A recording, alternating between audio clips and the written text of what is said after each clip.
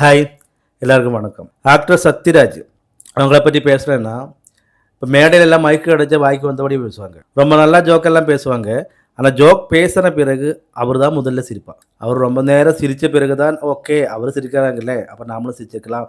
ஏதோ பெருசாக ஜோக்கு சொல்லியிருக்கு சிரிக்காம போனால் அவங்களுக்கு வருத்தம் ஆகல அப்படின்னு நினச்சி நாமளும் சிரிப்போம். இதுதான் சத்யராஜோட பேட்டர்ன்.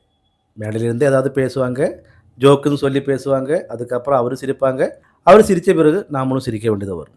அப்படி சிரித்து இந்த எலெக்ஷன் டைமில் தேவையில்லாமல் விஜயை பற்றி பேசினேன். நீ டிஎம்கேக்காரன்றது பிரச்சனை இல்லை. ஆனால் ஒருத்தரை புகழ்ந்து பேசுறதுக்கு இன்னொருத்தரை இழுத்தி பேசக்கூடாது. டிஎம்கேவுடைய முக ஸ்டாலின் நீ புகழ்ந்து பேசுகிற உனக்கு பிடிச்சிருக்கு, ஓகே அது பேசிக்கோ, பிரச்சனை இல்லை.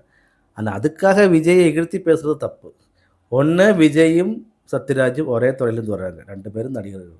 அந்த ஒரு மியூச்சுவல் ரெஸ்பெக்ட் போலும் கொடுக்காம பேசினா பாரு. விஜய் 2 வருஷம் முன்னாடி ஒரு கட்சி ஸ்டார்ட் பண்ணேன், உனக்கு ஏதாவது பண்ணியிருக்கியா, ஏதாவது கெடுதல் பண்ணியிருக்கியா சொல்லு. அந்த அளவுக்கு நீ பெருசாக பேசின, கிண்டடிச்சு பேசணும் இல்லை, ஏதாவது கெடுதல் பண்ணியிருக்கிய விஜய்?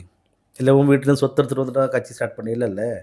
அப்படி இருக்கும்போது தேவையில்லாமல் எதுக்கு பேசணும்? பண்டு கேப்டனுக்கு எதிரே வடிவேலு பேசுகிற மாதிரி அதான் எனக்கு சத்யராஜ் பேச்சு எனக்கு அதை ஞாபகம் வந்தது. ரொம்ப ஓவராக போயிடுச்சு. அந்த அளவுக்கெல்லாம் பேசக்கூடாது. இப்போது உனக்கு முன்னாடி ஏதாவது ஓகே இவன் மேலே ஏதாவது கோவம் இருக்குது, அவன் பெரிய சூப்பர் ஸ்டார் ஆகிடுச்சு இல்லை, அதனால் ஏதோ ஒரு கோவம் இருந்தால் அந்த கோவத்தில் நீ பேசியிருக்கலாம். உனக்கு எந்த கெடுதலும் பண்ணாமல் ஒரு கட்சி ஸ்டார்ட் பண்ணி ஒழுங்காக அவங்க வேலை பார்த்துட்டு போகும்போது தேவையில்லாமல் போய் நோண்டுற அவசியம் இருக்கா? அது 2 பேரும் ஒரே துறையிலேருந்து வருது. கொஞ்சம் மியூச்சுவல் ரெஸ்பெக்ட் கொடுத்துருக்கலாம், ஆனால் நீ கொடுக்கல.